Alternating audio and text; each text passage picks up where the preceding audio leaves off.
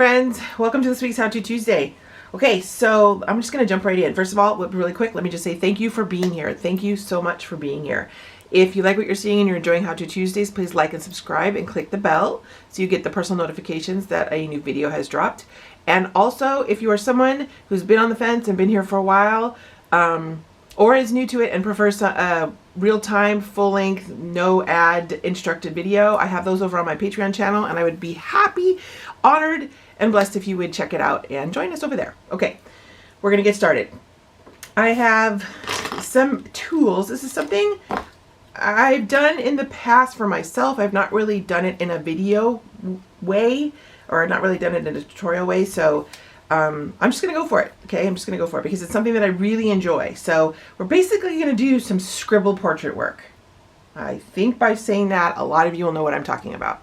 I have grabbed a couple different pens. I have the Bic Soft Feel Medium pen. It's like a ballpoint pen.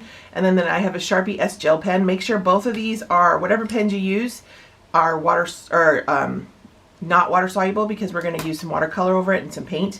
Not a lot, but you don't want to activate it unless you do want to activate it, and by all means go for it. You know, grab your Stabilo All or any of the Fabriano like fine liner pens. Those would also activate, and it'd be equally as awesome, but I don't really want mine to activate today, and I want black because I want certain parts to stand out and be bold. So I grabbed those, and I also have my black and white charcoal from Generals, a dirty blending stump, and then a Uni Posca paint pen in white for some white highlights.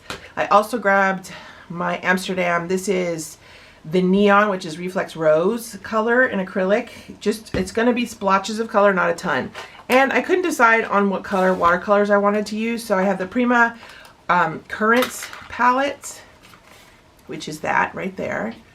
Beautiful. And then I also have the Prima Terrain palette, which is that right there. So I'm going to open all of these. I'm going to have them like out ready to go, because I don't know. I know that I love the color palettes, but I wasn't exactly sure which direction I was going to take the color.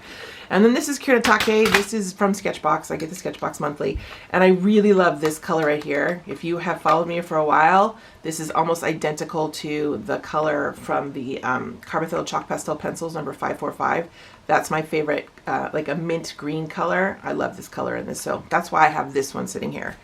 So yeah, and this is, like I said, it's Kiratake, but it's a Sketchbox, it's special for Sketchbox. But these colors, they have these colors available if you search Kiratake on, I'm pretty sure, Amazon. You can get them.